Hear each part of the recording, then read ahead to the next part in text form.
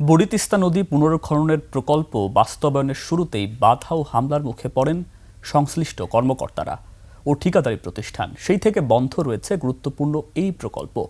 দীর্ঘদিনের জলাবদ্ধতা ও সেচ সংকট নিরসনে আবারও প্রকল্পটি বাস্তবায়নের দাবিতে মাঠে নেমেছে স্থানীয়রা। এ নিয়েই জেলা প্রশাসকের কার্যালয়ের সামনে মানববন্ধন ও স্মারকলিপিও প্রদান করা হয়েছে। নীলফামারীর প্রতিনিধি নূর আলম বাবুর তথ্য ও ছবিতে ডেস্ক রিপোর্ট। নায়াসিনামাইড ও স্যালিসাইলিক সমৃদ্ধ লিলি ফেস ওয়াশ যা ফেসের ডেড স্কিন সেল দূর করে দেয় দ্বিগুণ ফাস্টার ব্রাইটেনিং। 2021 সালে শুরু হওয়া বুড়ি তিস্তা পুনঃখনন প্রকল্পটি ছিল এলাকার কৃষি ও পরিবেশ রক্ষায় গুরুত্বপূর্ণ উদ্যোগ। কিন্তু প্রকল্প বাস্তবায়নের সময় স্থানীয় কিছু ব্যক্তি ও গোষ্ঠীর বাধা এবং হামলার ঘটনায় বন্ধ হয়ে যায় কাজ। দীর্ঘদিন ধরে পড়ে থাকায় প্রকল্প আবার চালুর দাবিতে এবার সরব এলাকার সাধারণ মানুষ। জেলা প্রশাসকের কার্যালয়ের সামনে মানববন্ধন করেছে তারা।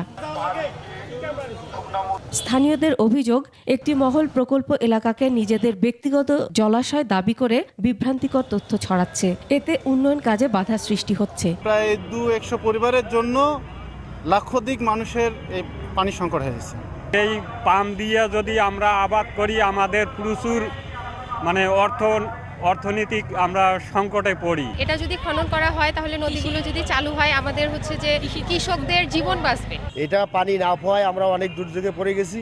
আমরা চাই যে এই বুড়ি তিস্তা খনন হোক, এই বুড়ি তিস্তা সংস্কার হোক। তিস্তাকে যদি অসময়ে পানি ধারণ করে রাখা যায় তাহলে তাদের এই সমস্যা নিরসন হবে। পানি উন্নয়ন বোর্ড বলছে 1217 একর জমি অধিগ্রহণ করা হয়েছে, যার মধ্যে 667 একর এলাকায় পুনঃখনন করা হবে। আর অধিগ্রহণ করা ভূমিতেই কাজ করছেন তারা। দখলমুক্ত করে আমরা এই খননের জন্য আমরা উদ্যোগ গ্রহণ করে আসছি এবং আমরা বিভিন্ন সময় সমন্বয়ের মাধ্যমে এটা খননের কার্যক্রম পুনরায় যেন চালু করতে পারে সেটা অব্যাহত রেখেছি। প্রকল্প পরিচালক জানান, প্রকল্পটি বাস্তবায়িত হলে কৃষকরা স্বল্প মূল্যে সেচের পানি পাবেন, জলাবদ্ধতা কমবে এবং এলাকার জীববৈচিত্র্য রক্ষায় ভূমিকা রাখবে। ওইটা যদি তারা ড্রেজিং ওখানে খনন করা যায় তাহলে ওই এলাকার অর্থনৈতিক অবস্থাই চেঞ্জ হয়ে যাবে এবং সম্পদের সুষ্ঠু ব্যবহার হবে। বুড়ি তিস্তা নদী পুনঃখনন প্রকল্পে 99 কোটি টাকা বরাদ্দ দিয়েছে সরকার।